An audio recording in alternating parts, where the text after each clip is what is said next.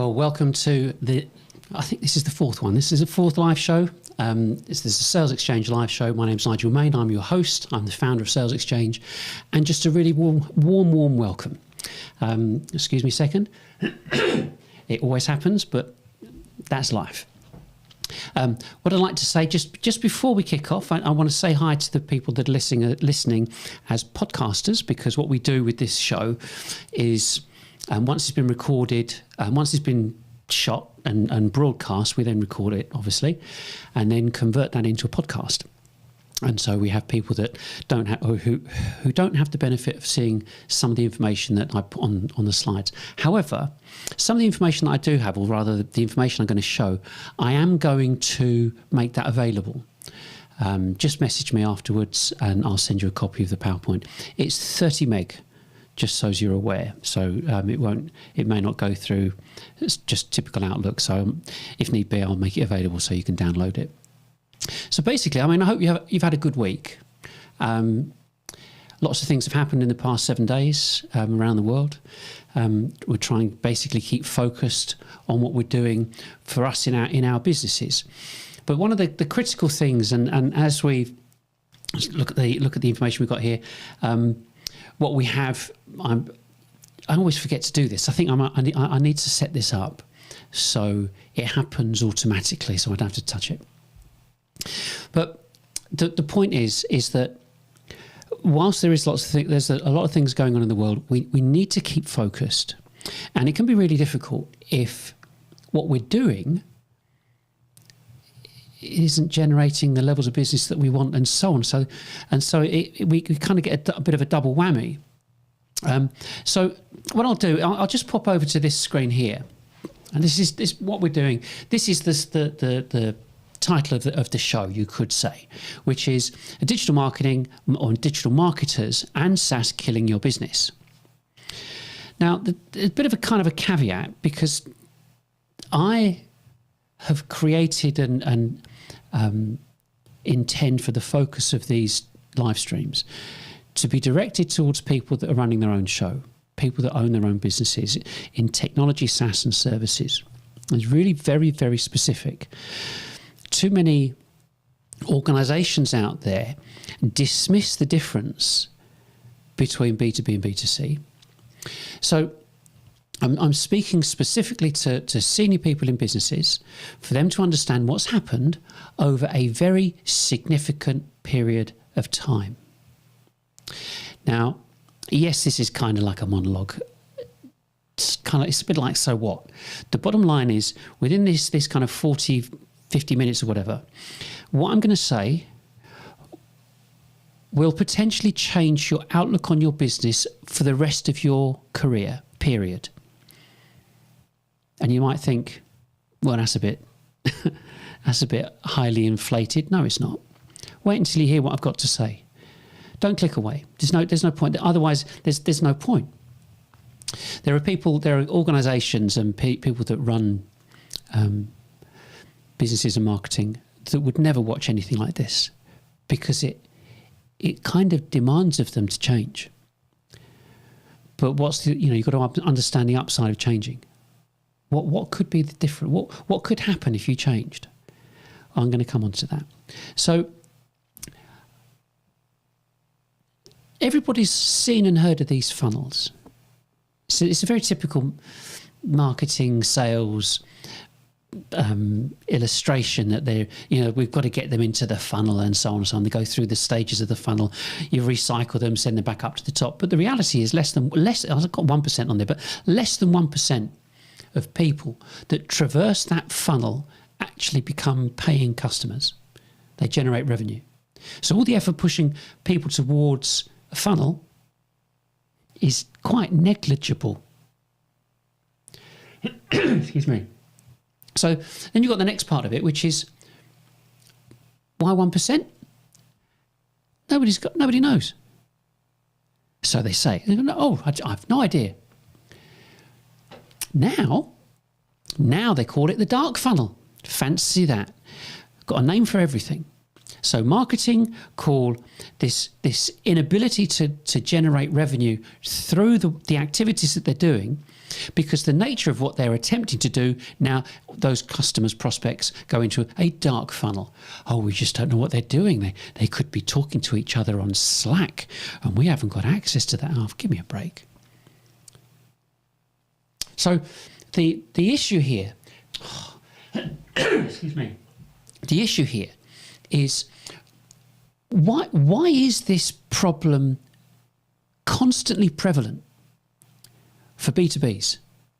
And the absolute nailed reality of this is that digital marketing technology and automation was designed for consumers. Fact, absolute fact. Eloquent Marketo, Pardot, it doesn't matter. Yeah, HubSpot, SmartSpring, Constant Contact, whoever, it just doesn't matter. They were designed for consumers. I sign up to stuff, I haven't got a problem with it. Businesses, not interested. You know you're not interested. If you will not put your name onto a form because you don't want to be pestered. Now, if it's never worked as promised and it engenders this kind of empire building within people within marketing, why is this happening? Well, the marketers are whispering in the ear of the CEOs, talking about this potential that could happen, and give or take. Oh, for goodness sake, hang on a second. Give or take, most directors have been involved in selling, most. And so they know about cold calling and knocking on doors and the whole process that's involved. But this marketing automation software and everything else, that could change everything. But this time next year, Rodney, we'll be millionaires. But for some reason, it's never happened. And so you have to understand what's been perpetuating this. Why have we all been doing this? Why is every company out there doing the same thing? Enabling your CMO to say, there's nothing wrong with me. It's the system. This is how it is. We've just got to get on with it. Big tech, martech tell the salespeople what to do. Big tech, martech tell the marketing people what to do. They tell marketing people to convince their companies to buy the technology and software, which they dutifully do because everybody else does it. And this is what I used at my last company, and so on and so on. So you're in a bit of a catch-22 here. You have no way out because you've got nobody, in the past 20 years, you've got nobody looking at this and saying, wait a second, there's a problem. So now it's been quite easy to beat up the salespeople. They're an easy target. Now, why has it happened? Well, there's couple of factors. This guy, Daniel Kahneman, wrote a book, Thinking Fast and Slow. You may have seen it, heard it. And thinking fast is when something happens repetitively. It gets on the inside and we think that we know what we're doing. We instinctively do things. With 20 years of marketing telling us that this is how it happens, most people in business believe that they know what they're talking about when it comes to marketing. Thinking slow is about being considered and researching and not jumping in with both feet straight away. And the reason that the big tech martech have been able to do this is because of repetition. That's what television's all about, that's adverts again and again and again and again. So that's the simple basic fact is that you've got repetition and you've got, I'm not going to say greed because that's wrong, because we're all in business to make money. We're not a social service. We're here to make things happen. So we want to be able to do it more easily than we've ever done before. That was the idea. And so implementing all this technology was the right way to go about it, we thought. But we kind of both know it's never changed. I've been doing this 40 years. It's never changed. I know it's never changed. So no one in marketing can blag me and go, oh, you don't know what you're talking about. Oh, yes, I do. And I'm about to upset everybody in marketing. in about the next 5 or 10 minutes, because I won't tolerate this anymore. This is wrong. It's fundamentally wrong. So if you look at the ROI, because you're people are, that's what we do in business. We look at ROI. How much money is being spent now on marketing? Because what's the comparison? Well, the comparison is what we're doing. With some companies are still saying to salespeople, get out there, get amongst it, go and find new logos, go and find companies that we can sell to. So we've gone back 70 years, because that's what we were doing 70 years ago. Tell the salesperson to go out, find the deal, find the customer, phone them up, get in front of them, do the presentation demonstration, get the deal signed, come back and ring the bell. That's what happened 70, 60, 50, 40 years ago. Now they're still doing it. Why is that? If we've got all this technology, all this marketing automation technology, why are we still doing that? Why aren't people just buying stuff from us and it's flying off the shelves like it does in consumer land? It's because it doesn't work, because we don't buy like that as business owners. We're always busy. We don't want to talk to anyone. We're not fools. We run our own businesses. We don't need some salesperson to come and tell us how to run our business. I want to come and save you money. No, I don't want to save any money. I've saved loads of money. So can't do that anymore. We've skinned it to the bone. We want to make some money. Show me how to make some money. So the bottom line is that we, through our own activities, we know what technology is available, what it can do, what it can't do, whether we want it or not. We'll find out and evaluate it for ourselves. And if we can prove to ourselves that it can generate or deliver an ROI, we'll do it. We don't need to be sold it. But there's a process. We know there's a process. Otherwise, what I'm saying would make salespeople redundant. No, it would make marketing people redundant, not salespeople. Bear with me. So the processes and what we do have, for many, many, many businesses, terminally damaged them. They've never got back up. They've gone down this path. They've believed it again and again and again. They've listened to the guff and they've done it. And then, of course, you've got this problem. You've got pipelines getting worse. You've got the inability to connect with people or business owners, because you want your salespeople to go and connect with these people. But the irony, I guess, is that you as a director, you will not speak to someone. Someone tries to call you, you won't speak to them. Nor will I. But all these businesses out there expect their salespeople and BDRs to be able to get in contact with other people. And they're not interested. They don't want to talk to you. And so we've got this issue about, I had someone that watched the show the other week, and he said, wow, everything you're saying is completely different to what I've been taught. See, we were told to just sell, it doesn't matter what the value was, sell it as if it was really cheap, as if it was inconsequential. It's like, you think selling 100 grand or 200 grand or 300 grand's worth of software is inconsequential. You try and sell it cheap. You made it look a fool. And one of the fundamental problems with marketing is they've never sold direct. Ever. I've never seen the whites of someone's eyes, of a prospect's eyes, and asked for the order. They just want to sit back and hope for the best, and maybe they'll buy online. And then the final thing, apart from they want to be completely responsible for first contact. So that's why you've got certain senior marketing people, CMOs, having BDR teams in their reporting line because they're responsible for first contact. And then they want attribution from the salespeople. You wouldn't be talking about attribution if it was cut and dry and crystal clear where business was coming from and what was happening. But no, we want attribution. We want marketing to steal the deal away from salespeople. I'm not talking as some disgruntled salesperson. I was doing that 30, 40 years ago selling. But I'm talking about the way that marketing has kind of emasculated people in sales. They can't do their job. And it's It's a real shame. Doesn't need to be that way. And one of the problems, fundamental problems, is this. It's not an abbreviation. Multi-touch familiarity. It's how do you get people to get to know, like, and trust you? It takes time.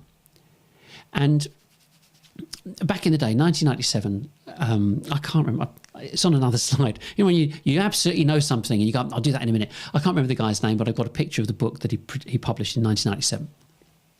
And he said that you needed 7 to 10 touches, 7 to 10 visuals that your prospect would see before he became familiar with you. Familiar, but just familiar. This is not getting a deal. This is just familiarity. But there was a problem.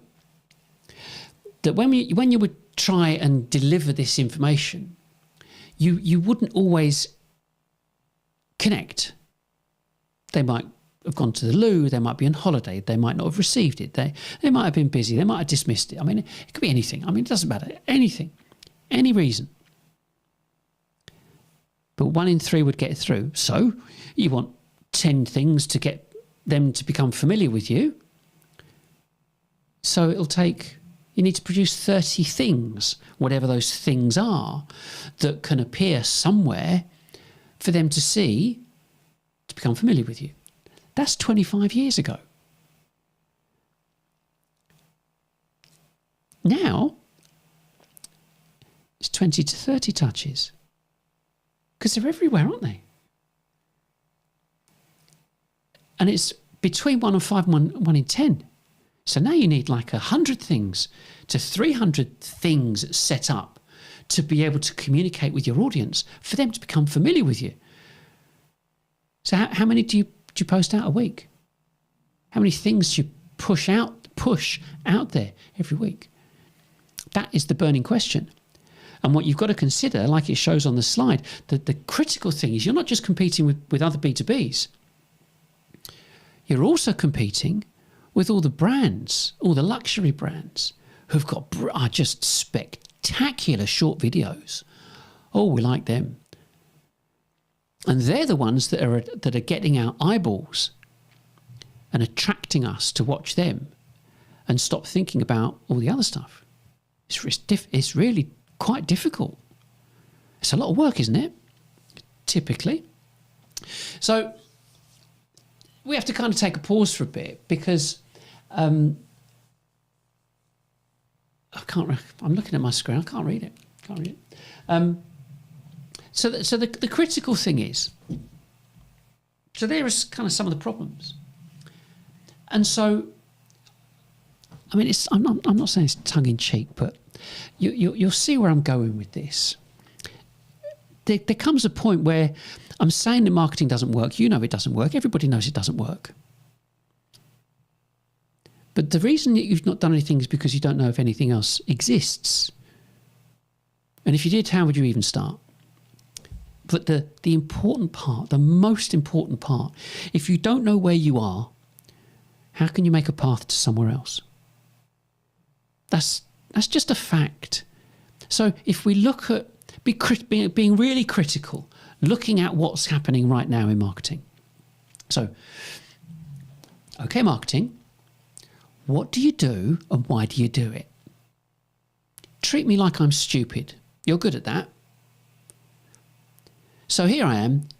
Explain to me what goes on. You go, okay, well let's start with pay-per-click, because everybody's pretty much aware of that. Okay, so what do you do with pay-per-click? So, well, we do an advert, a text advert, and we put it on Google, and when someone's interested, they click on the advert, and then we give them some information, or it becomes a lead. Oh, it becomes a lead. So you do pay-per-click to get leads, yeah?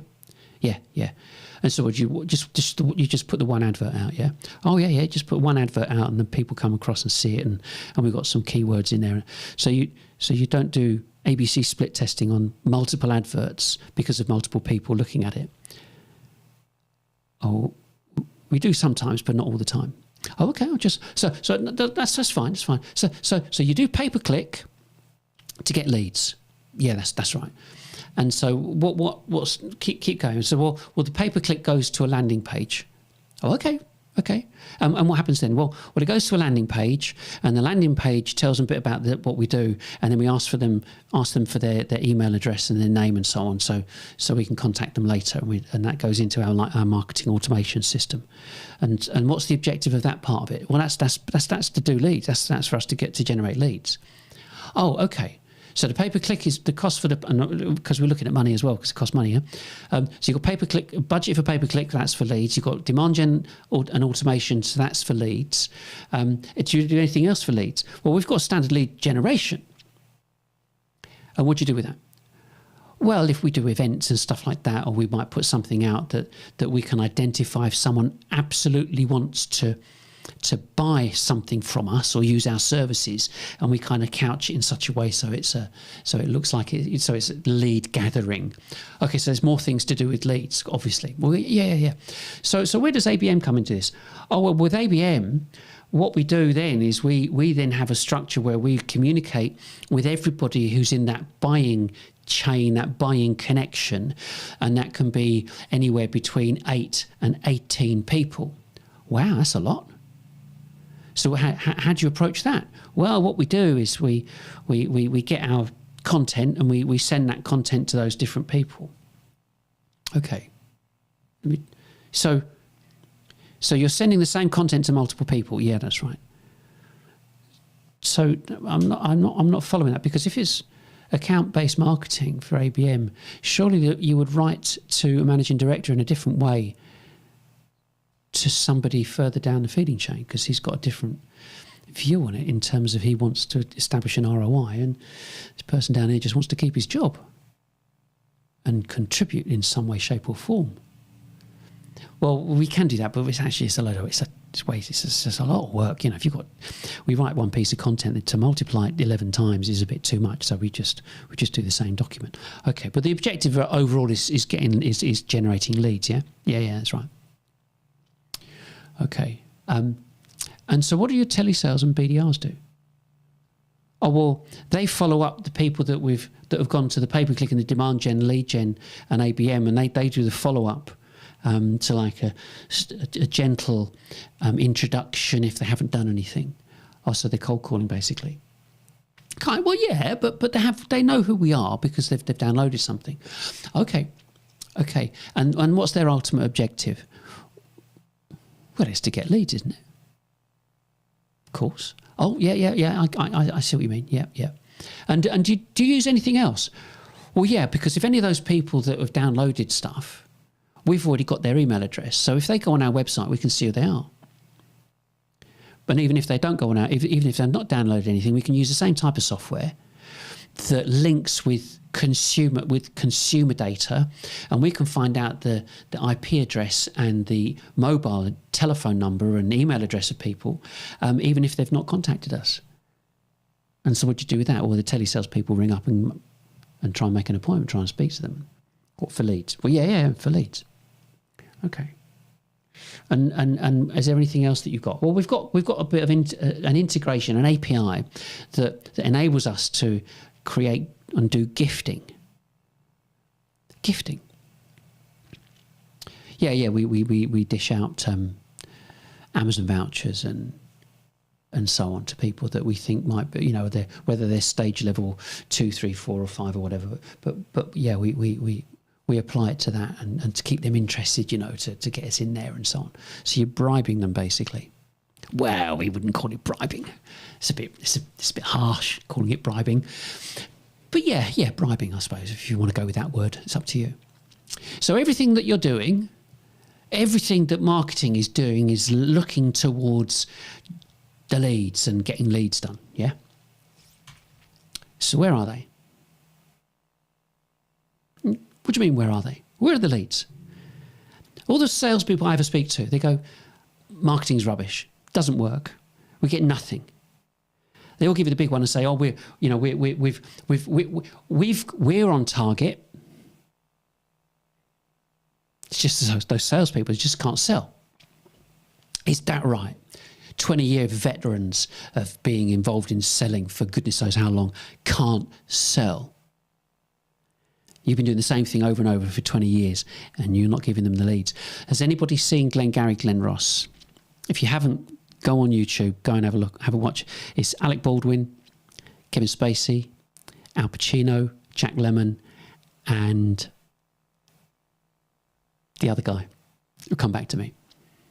I remembered it last night. And it's about the leads. You'll like this.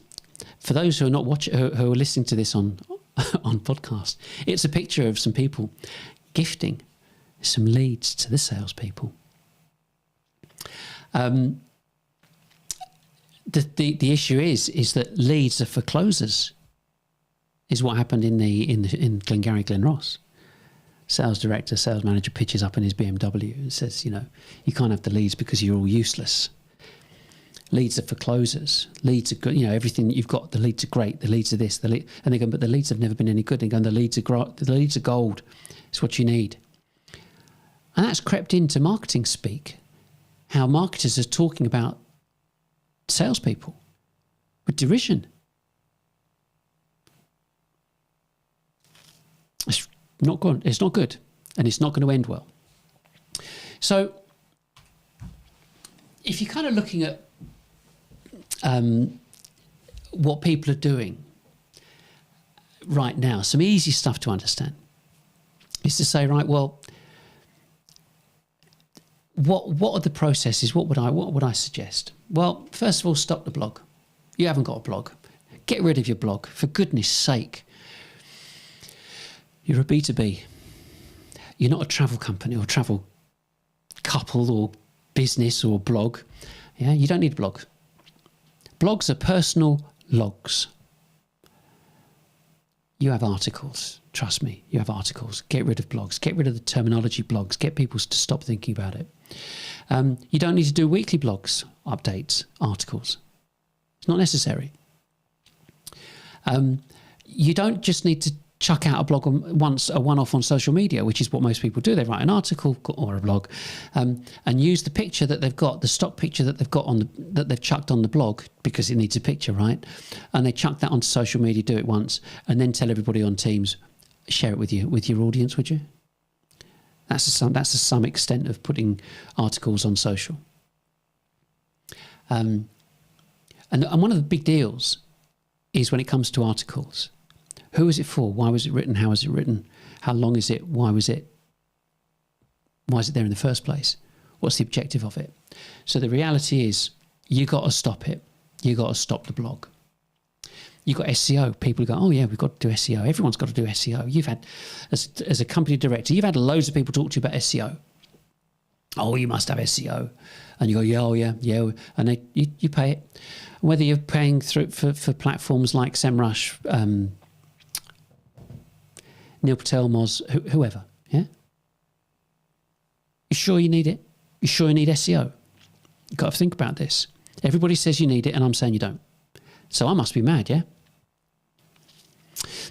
The thing is that why do you use SEO? Because you want to be on the first page, yeah? It's a passive activity, so there's nothing you can do about it. Once you've done it, you just leave it there and hope for the best. Is it thought leadership? No, probably not, because they were blogs in the first place, and they're not educational, which is what people want. They're short, but they should be 2,000 to 6,000 words long. And then you've got EEAT and topical authority. Expertise, experience, authority, and trust needs to permeate that content that you've written. And then you've got topical authority. So if you're an expert in one particular area, you can cluster in pieces of information around and put them together. But people don't do that. It just doesn't happen. Too much effort. And then the worst part of your whole SEO experience is you can write an article, blog, write an article, and nobody ever gets to find it. Ever. I mean, ever. Because if Google doesn't index it, I mean, if it's not on your sitemap, if you haven't got a detailed sitemap with an item by item piece of content on there, you won't get found. You go, oh, well, what about blogs? We're not talking about blogs. We're not talking blogs. We're talking individual items. Okay? It's critical. Because the item in your sitemap, the sitemap gets submitted to Google. Google says, yes, now we know it exists. That's good. That's stage one. So then you've got discovered. It's not indexed yet. It's just discovered. Google says, oh, yeah, okay, yeah, thanks for letting us know. Come back to you on that. Then they crawl it. It comes back crawled, not indexed. So you go, well, what's going on? Oh, we had a look. Didn't like it much.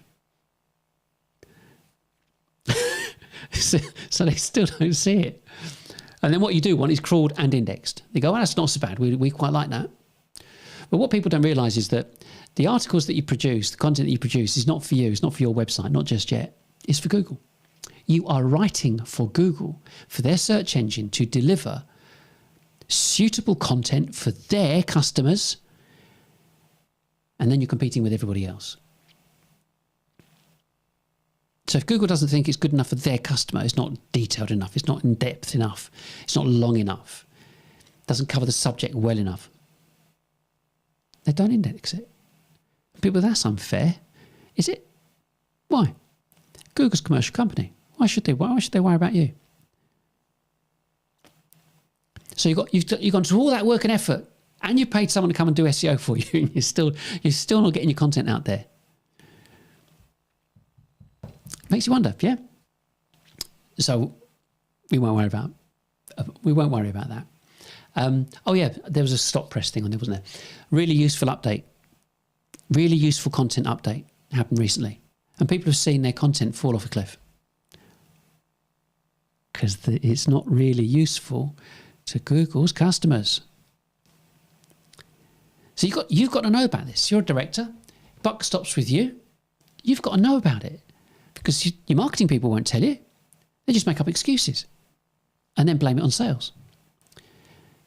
Pay-per-click, same thing.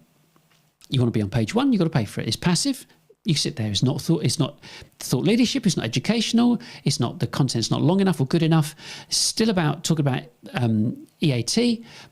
Topical authority is still relevant. You've got to have a link to a landing page. You've got to do the landing page properly above the fold with a picture or an image, hero image, and so on. Just to obtain their contact details, they go and download it. You've got a BDR follow-up, and the customer unsubscribes straight away because it wasn't good enough for them. Yeah, it wasn't detailed enough. So don't worry about pay-per-click. So the bottom line is stop automation. It does not serve. It'll make people think, oh, what am I going to do?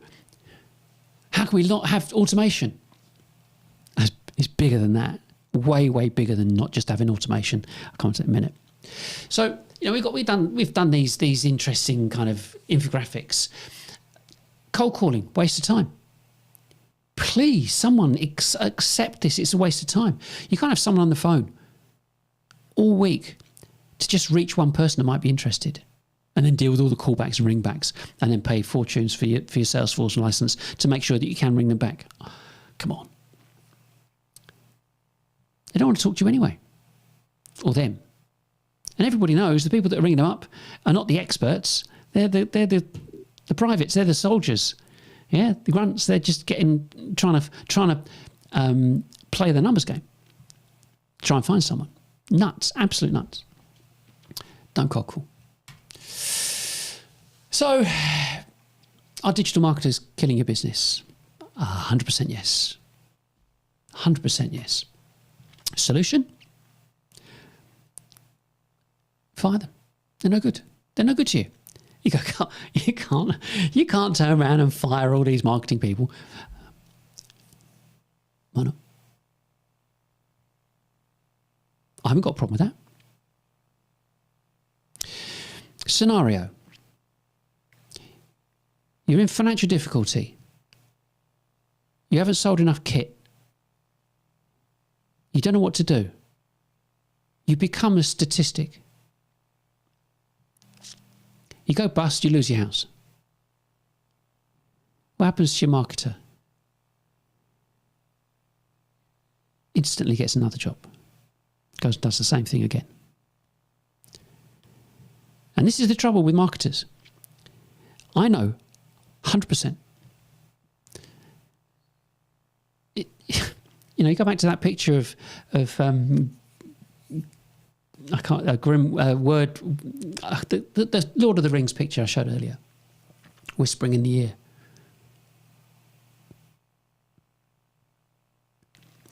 Marketers, I'm not calling marketers liars. I'm saying that they will say anything to get their product out there. I go, but we didn't get our product out there. Oh, but they did.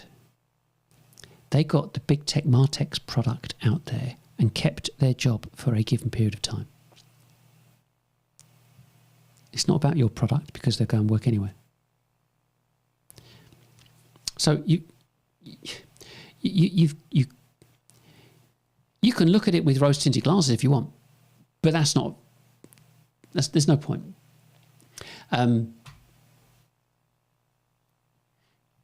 You have been, I suppose, the best way to put it really, you've been told what you're supposed to do when you're writing a business plan and you're looking at selling to your market.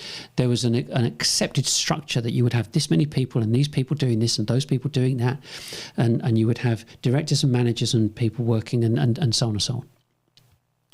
And the reality is that for the past 20 years, it's never really worked the way that people wanted it to work, because I'm jumping ahead, but the average turnover per person per annum is about 120 grand in the UK.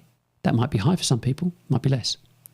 The average turnover for business process management companies around the world, 75 companies I did the research on, was $144,000 per person per annum. Very simple calculation. Add up or get the total turnover divided by the amount of staff gives you the figure. Not complicated. So if you're paying them, very simple calculation, isn't it? If you were doing 100 grand per person per annum and you're paying your staff 50 grand each and you've got 40% margin, you go bust. So no, I haven't got a problem saying see you later. So can one person be more effective than a team of marketers and BDRs? You're going to say straight away, prove it. So what we've been doing, this is the fourth show, okay? I've done 4 shows in over 3 weeks. This is the end of the 3rd week. They're about an hour, yeah, give or take. I've got 250 connections on LinkedIn. And a combination of the live shows and converting the live shows to a podcast, it's 100 views, downloads, views combined per week. It's 100 per week. To achieve that type of engagement, to find people that are interested, I would need 100 BDRs. But I've done that 3 weeks in a row. So that's 300 people who looked at and downloaded this information. Now, I'm recommending do something very different, something radical. And I've been in business long enough. You're not going to fire everybody. You might eventually make them redundant, but you're not going to fire everybody overnight. Because what we do is we go, I see what you're saying, we might do it in parallel. Easy, do it in parallel. Perfect. And then you can lose them. But if you look at what you're doing at the moment, BDR, 60 calls a day, 5 minutes to set up the call because you've got to see who they are and have they got enough, you look at your own firmographic information you've got on those people through Zoom Info or Cognism or whatever you use. They can make 300 calls a week, 300 to one shot. Absolute madness. Absolute madness. As a small company, you don't get any smaller than us. We've got a very large website, which is complete open access. There's no forms, no nothing on it. Podcasts, live streams, videos, articles, documents, downloads, infographics. We've got loads of stuff, and we're on all the social. But this is, once it's set up, it's managed. It's easily manageable. We mentioned RecurPost last week. We use a company called RecurPost to automate, sends out, like at the moment it's like 180 adverts a month, every month. Here I am. 4 or 5 have gone out today on my account, and we other accounts that you can nominate. The information goes out to their followers on their accounts. And I'll come on to the details of how to do it, what to do, and everything else later. Not this show, another show. But the bottom line is what are you doing? What are they doing for you? What's your exposure? If you ramp it up, says one of me, and I'm doing this, and I'll show you. Here we go. Let's look at. I never know which button to press. Here we go. So this is the setup. Okay. So we've got camera 1, camera 2, camera 3, light, screens and stuff. All of this. So I can communicate and broadcast. I can communicate and broadcast to 10 people to 10,000 people. No difference in cost. You can't. You haven't got this. And you need to have this. So that's what this is about. You got the serious close-up shot. This is life-changing for your business. To dramatically reduce your costs and infinitely increase your exposure to your perfect target market. So as we kind of move forward with this, the whole thing about this way of communicating, it is simple. I mean, honestly, and if you know anything about plugging in your television, you put a plug in the camera, an HDMI plug in a camera, and plug it into a box. It is so easy to set up. I'll come on and say, well, we can help you do that later. But it is so easy to set up. You think it's difficult to sit in front of a camera talking? It can be. I mean, I've done it a few times now. It can be. But if you had 2 people, then while one's talking, the other one's thinking what to say, and they can jump in and interject, and it changes. The most popular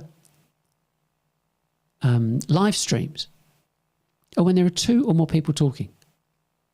So it's just a bun fight podcast with video. Some of these get millions of views. But we're not after millions, okay? We're just after your active prospects. I'll come on to that in a second. So who would do it? Well, you've got salespeople, you've got streaming people working for you. You've already employed them. You employed them because you were really happy and thought that those people were good enough to represent you and your company. Being honourable and technically aware and having the ability to communicate well, you employed them. Put in front of a camera. And I say put them in front of the camera. Forget marketing. Unless marketing want to pull their socks up and go onto the University of YouTube and learn everything they need to know about streaming and everything else, then they're no good to you. But the fact that this is, one person is able to do this and communicate this in this particular way, I've been doing it long enough. That's spectacular. Now think about your competition. Your competition are doing exactly what you're doing. Demand gen, lead gen, ABM. Pay-per-click BDRs, reverse IP lookup, and gifting. Everyone's doing the same. So stop. Waste of time, effort, and money. Do this. So, just as a quick example, I don't know if you saw this earlier, but I did a quick video. Held up my phone and said, "This is what I'm doing." If you go on my feed on Nigel Main on LinkedIn, you'll see it. 30 seconds. So, if you as a director were to go and do this right now, so you finish watching this, go outside and record and say, "My name is X. I run a company called X. We've got a new product out. It's great. You'll love it. A bit of Steve Jobs in there. Oh, this is beautiful. Look at it." Yeah. If you want to find out a bit more, get in touch. Call the main number. You'll get through to sales guys. If you want to talk to me, talk to me. And by doing that and posting that on your social feed, you would have done more engaging content, produce more engaging content than your marketing team has probably all year. It's not difficult. You just need to be interested. Now, once you've got all this content, all this amazing content. And what you know is people are not putting it out there in the way that they should, because you're just knocking out an article or knocking out a white paper of some description. Is all it is, the objective for them to achieve their KPIs is just to churn stuff out to get a name and an email address. Once they get a name and an email address, through the automation system, they've achieved a KPI and go and can stick two fingers up to everybody in sales. That's all they want. It's not about revenue. Your accountants, your investors and everyone else says, don't care about the bloody email addresses. How much money are we making? How much are we selling to these people? How much time are we spending in front of these people, talking to and selling to them? You go, oh, well, we haven't done that much this year. Hello? So you'll like this. So Graham Norton. Well, if you're in the UK, you know who Graham Norton is. He's a show host. If you're watching this, listen to this in another country or whatever, we have a show host everybody has live show hosts. And so when someone stars in a new film comes out, book comes out, play comes out, whatever, the celebrities all go to Graham Norton and talk about their show. And he's a funny character and everybody laughs and jokes around in front of a live audience. So we're used to that. So you write this document that's hoping to contribute to the success of your business, and you just ask your staff to share it on Teams, through Teams, and share it on the people that are on their social network. And that's it. It's like I hope this is resonating, because it's like, wait a second. I can't read. I have to put my glasses on. But you send it to magazines to review it. You send it to the press, to newswires, other websites, your partners. You create graphics. So you bear in mind, you've produced a white paper. This is what we use RecurPost for. So you produce a white paper. And rather than just punt out the white paper all the time, take a snippet, take a bit of information, and put it on a graphic advert, PNG, JPEG, whatever. And then post that graphic to LinkedIn with a bit of text and a link. Bingo. Do it again and again. Set it up. You can have at least 30. And that's why we've got 180. We've got all graphics, all going out. Some different things about some other things that are happening whilst I'm on the subject and whilst I'm thinking about it is that I tested this the other day. You can put videos on RecurPost and post the videos again and again and again. You can post PDFs and they'll get posted as a carousel. So you can have some graphics, do whatever. But the point is that you can keep reposting this again and again and again.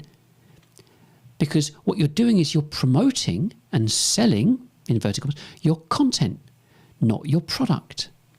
They know what your product does. Stop talking about it. Talk to them as to how you are going to educate them and engage with them and help them and get them thinking. Okay? So, moving on. One of the things I'm doing, I'm starting this next week, is doing short adverts, because I want to see what the response is. We've done static stuff. I want to see what the response is. Doing short adverts, promoting different content that we've got, but short video clips, 20 seconds. Nothing longer than that. And Adobe brought a load more stuff out, Adobe Max, and there's Adobe Express, and you can churn stuff out on that. So we'll play with that and see what happens, and you'll see it online. And then we'll talk about it and say, well, it's really good, or no, it's not really worth it, it's not really changed. We'll find out. But that's the point of this. That's just a way of communicating what we're doing. But in terms of what we're doing with everything, it's all about getting exposure. That's all that counts, is exposure. Because without it, you're whistling in the dark. Simple as that. Someone told me, without doing this, without getting exposure to someone, it's like being at a party and whistling at a girl or looking at a girl in the dark. You know what you're doing and she hasn't got a clue. So, moving swiftly on to our Tam Sam Som. So the bottom line is you want exposure at the least cost with maximum reach. Everybody does. This is the staple diet of every company. But why don't they do it? Because marketing are relying on automation to do all the work for them and sit back and go, oh, well, look at us, we've done it. So pretty straightforward. Your existing market need to know that you exist. You want them to remain anonymous. I'm just checking the next one. Yeah. just so I don't talk about that slide first. You want to, your prospects, as you do, want to remain anonymous. You will read thought leadership content. You want to self-educate. You want to self-serve, and you, like I said, you want whoever you're going to eventually buy from. You want them to be accessible. Not just I want to ring you up and you answer the phone straight away. Accessibility means, can I find out this stuff without having to speak to you? Okay. So the next one. So we're looking at what the kind of the process of doing this. 1 to 15% of your total addressable market are looking to start their buying journey every week. The way that you do this, even if you went with 0.5%, it's like 50 people looking. If getting a proportion of those people to look at to watch you and engage with you, heaven. By database of your total addressable market. Theoretically, marketing should already have that, yeah? You should just say, well, give it to us, we want to do this. Shouldn't be a question. They should have your total addressable market. And with the ability of saying, right, we only want companies that have got, 10 million turnover. Any permutation you want, you'll get, whether it's 1 million, 10 million, however, it doesn't matter. But you know that you can get this data at a drop of a hat. You email your total addressable market every week and say, this is what we did, this is what we're doing this week, this is what we did last week, this is what we're doing this week. And tell them about your activities, your events, whatever you're doing, live streams or podcasts or whatever. And then you upload the same database, put it on LinkedIn, and you put your adverts on LinkedIn that will appear on the news feeds of the people that you're emailing as well. Even if it goes into their spam box, they get to see the advert because you've uploaded the information. It's the only advertising I'd actually really recommend. Simple. 2 emails a week, 1 email a week, not complicated. One person could do it. Tell me about it. So, and the point of this is that if you've been in this game long enough, people will say to you, sales is a numbers game. Yep. But nobody tells you how to do the numbers, how to play the numbers. And the point of this, the critical point of this, is about being entrepreneurially creative. You've got 2 parts. It's whatever you've got, and how you use it. So you're using this technology, whether it's Adobe Creative Suite, camera mics and lights, and your actual intellectual property that you've got, whatever it is, and you want to write about it. You want to produce visual content about it, and you want to present it, you can communicate it however you're going to communicate it. So there's 2 parts to it. So your product becomes this kind of stuff. Worry about this. Don't worry. You've got people worrying enough about the product and the suitability and effectiveness and stability of your product. That's somebody else to worry about. But for sales, your product is this information that you're able to communicate who you are. That's what you need to be concerned about. Because once you've got all this gear, these camera mics and lights, you could do this. You can say, right, okay, well, we could do green screen. You think, oh, where are we going with this? Well, I'm not going to do a complete demo on green screen. I think, don't worry about that. But basically, this is all multi-use equipment. So you've seen these types of things. You've got Tucker Carlson there and Biden, and then that's me. You think, well, wait a second. Okay, his lighting's different. But I've got a ticker tape background. You see these on our website. You can do this every week, every day if you wanted to. Once it's set up. You produce loads of show segments. You can only really talk about 3 if you're doing like a show host type thing. But you couldn't really talk about more. You wouldn't want to talk about more. Adverts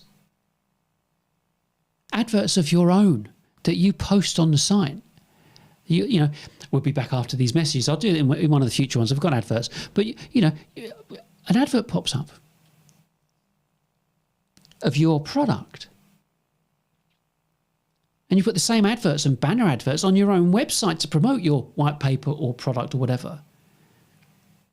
You want exposure? This will get your exposure like you've never ever had before. And your marketing people will be sitting there going, we should have done that. We should have read some books. We should have learned about this when this stuff came out. How long's YouTube been out? How long's live stuff been around on Facebook and YouTube? And even LinkedIn. A tiny fraction of people using it effectively. You know, sad as it may seem, you know, we don't need sob stories. People want to know, how can you change my business? And one of the things, I mean, we're kind of coming towards the end of it now, but what we do is help you do all of this, everything I've said. You don't need me to tell you that your marketing isn't working. I know it isn't, you know it isn't. A bit of pride might kind of creep in there and go, well, we don't really want to admit it. Well, don't admit it. Just do this in parallel. Everybody saves face then. But the bottom line is, if you don't do this, your competition will. I'm not playing, but I'm not a big player, if that makes sense. Consultancy, look at the website. I produced every single page on that website. It's 750,000 words. I produced every single piece of content.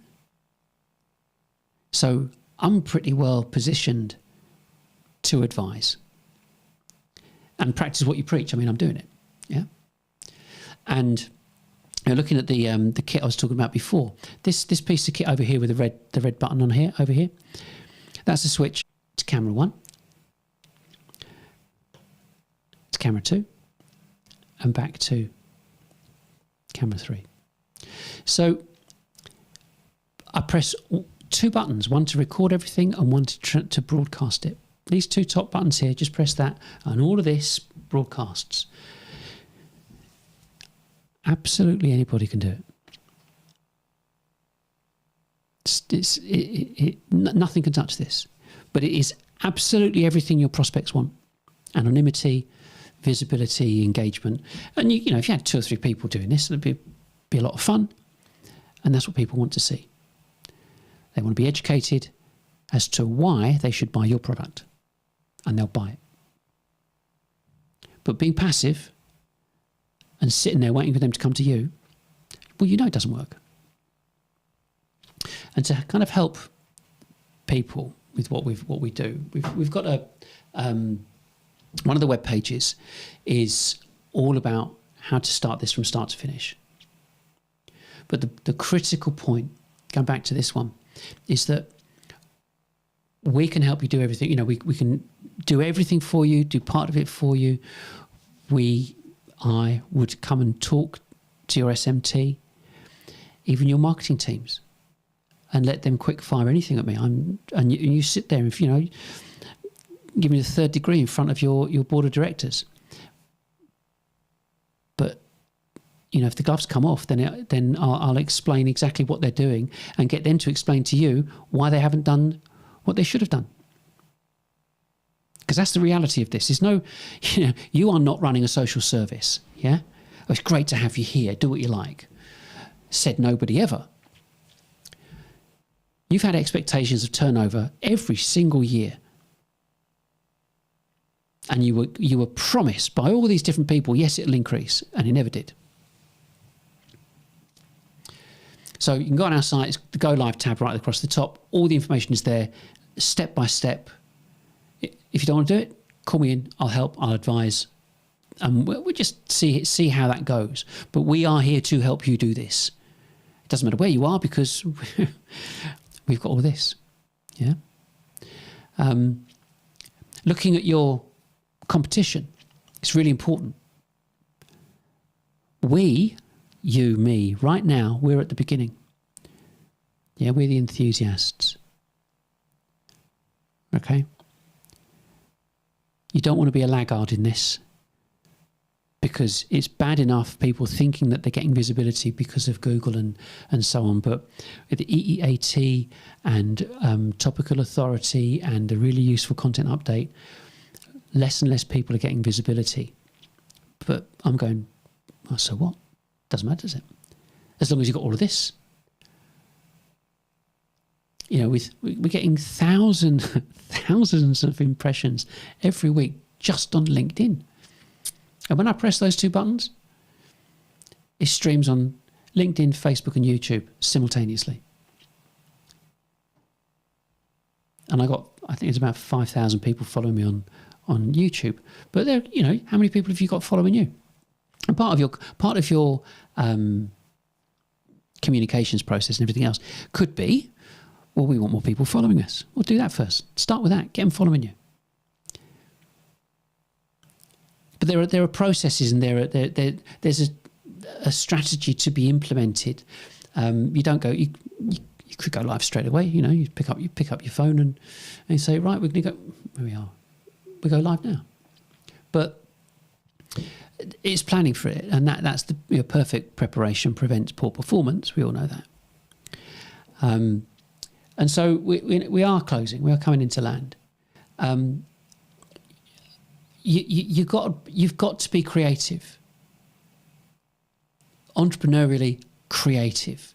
You've got to reach those people. I mean, and you've got to keep that selling process simple. You can't get more simple than this. Someone sitting down saying, "This is who we are. This is what we do. Everything's online. Come and have a look. If you like what you see, give us a call." You can't do any more than that.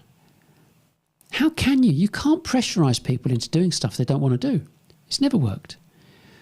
But if you're able to speak to tens, hundreds, thousands a day or week, or tens of thousands every month, who knows? It depends on the data that you're pushing out. Come and have a look. And you can say that to anyone. I mean, if you work in Europe, if you do, I know that there's a company I came across, and it's just another data company. But they approached me and I'm having a chat with them, and they've got a 50 million name database of businesses in Europe. 50 million. So if you sell throughout Europe, buy a database. And databases, I think my last count was about £350, don't quote me, about £350 per thousand. So if you wanted to sell to companies that fit your profile, that you wanted your total addressable market, and there were 10,000 people. There are 44,000 companies that got 50 employees or more in the UK. So 10,000 it shouldn't be an issue for argument's sake. So 10,000 people, I said about 1%, 0.5%. It's 50 people a week starting their journey, at least. One of the questions is, could your salespeople cope with that many inquiries? Well, let's find out. I'm sure they'd be more than happy to be rushed off their feet, seeing and speaking to new people all the time. And you can do the talking online. Messages can come in during a live feed. The sky's the limit. But the critical thing here is about selling one to many. We've been selling one-to-one for 50, 60, 70 years. Nothing's changed to date. Now we have this opportunity, this ability to do this at a very low cost, very high quality. Just looking at my streaming rate, I think that it should look pretty good. And I've been on air for an hour and 10 minutes. I better get off. It's time to go. Let you get on with some work, and so will I. But until next time, I hope this was. I hope you got something from this. I hope it's started some cogs churning, and for you to think, what if we did this? pretty much guarantee it would change everything in your business. Because what you want to do, you would at least want to do 300 grand per person per annum. That's double what you're doing. Dollars. Yeah? Or 250 grand per person per annum in the UK. You'd love to do that. But your marketing team have not got the first idea of a strategy to help you achieve that. I've just given it to you. So like I've said to people before, I've got nothing to sell. I don't sell cameras. I don't sell any of this. I'll help you buy it from someone, whoever. The only thing I can offer is speed, because I know how it needs to be set up. I spent 40 years in this game selling direct, but specifically in B2B. And now I've got all this at my fingertips. I'll do that again. All this at my fingertips. So something for you to think on. Needing help? All the details, contact details, phone numbers, mobiles, everything's online. And that's it. That's it until next Thursday. Have a great week. Have a great weekend. If I look like I'm looking away, I keep looking at the screen here and not just at the camera, but we should be okay. But I've got one more button to press. That's the outro. Bye for now.